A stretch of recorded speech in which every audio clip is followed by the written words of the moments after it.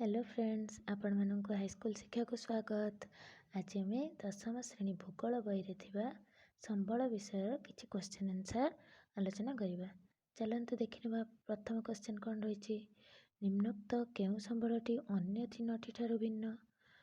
Option अच्छी सामाजिक अनुष्ठान, गमनागमन, खनिज द्रव्य, अर्थ संचालन। ताने हमर सठिक आंसर हो अर्थ संचालन। 2 नंबर क्वेश्चन देखिबा। प्रवाहित जल जहाँ वर्तमान विद्युत शक्ति उत्पादन रे व्यवहृत होई पारु नाही ताहा निम्नोक्त केउ संबल।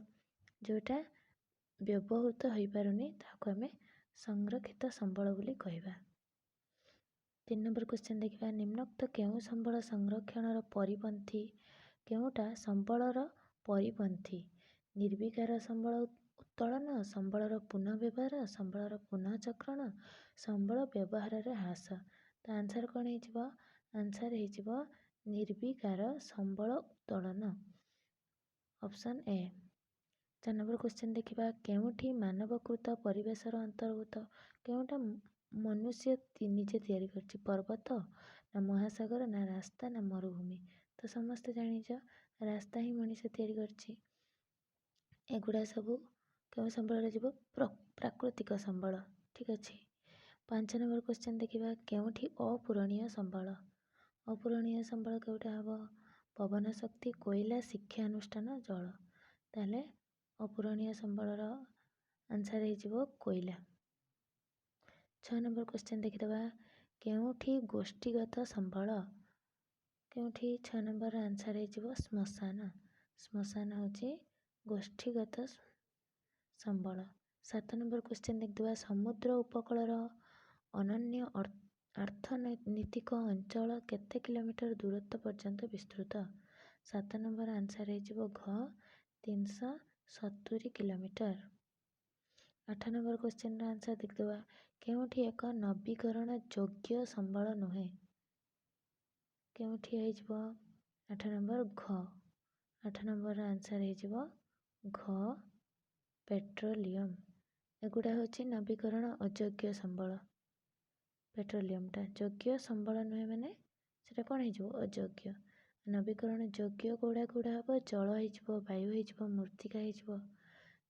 ताले 9 नंबर क्वेश्चन देखिबा। प्रकृति प्रायोग अनुष्ठान और अन्य केउठी संबलर रूपांतरण प्रक्रिया रे उपादान भाव में कार्य करिथांती। 9 नंबर आंसर हो ख मनुष्य। 10 नंबर क्वेश्चन देखिदबा। 12 नॉटिकल माइल केते किलोमीटर अटे। एटा वेरी वेरी इम्पोर्टेंट एटा बारंबार क्वेश्चन आंसर आसे। 10 नंबर आंसर हो क 22.2 किमी किलोमीटर।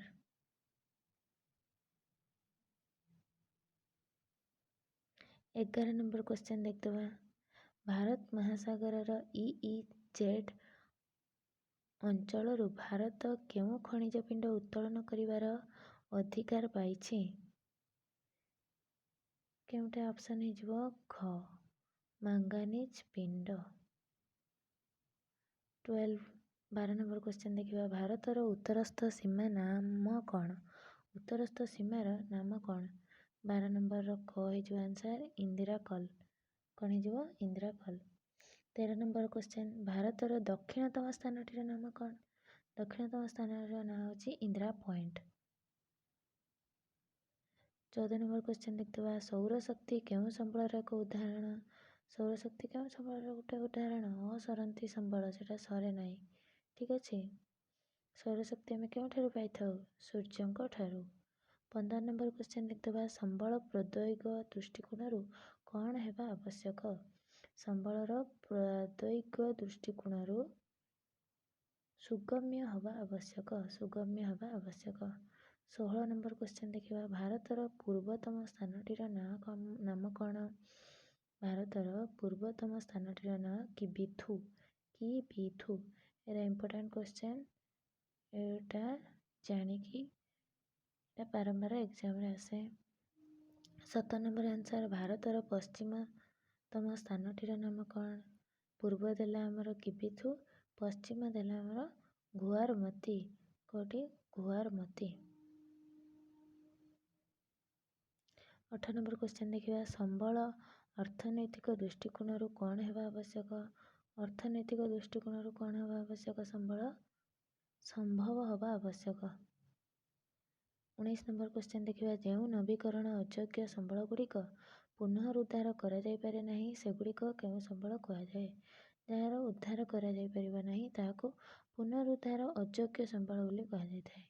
20 ନମ୍ବର କ୍ୱେଶ୍ଚନ୍ ଦେଖିବା ସମ୍ବଳ ସାଂସ୍କୃତିକ ଦୃଷ୍ଟିକୋଣରୁ କ'ଣ ହେବା ଆବଶ୍ୟକ?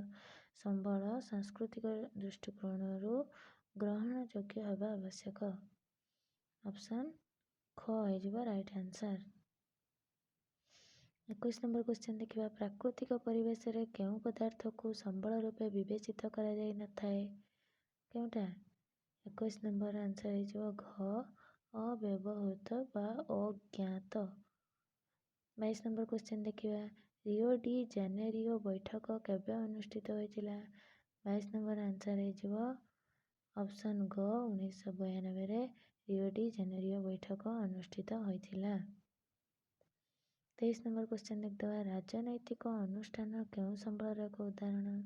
ରାଜନୈତିକ ଅନୁଷ୍ଠାନ ସାଂସ୍କୃତିକ ସମ୍ବଳର ଉଦାହରଣ। ସାଂସ୍କୃତିକ ସମ୍ବଳର ଉଦାହରଣ। ଆଜି ଆମେ 20ଟି କ୍ୱେଶ୍ଚନ୍ ଡିସ୍କସନ୍ କଲେ। ନେକ୍ସଟ ଭିଡ଼ିଓରେ ଆମେ ଆଉ କିଛି କ୍ୱେଶ୍ଚନ୍ ଡିସ୍କସନ୍ କରିବା।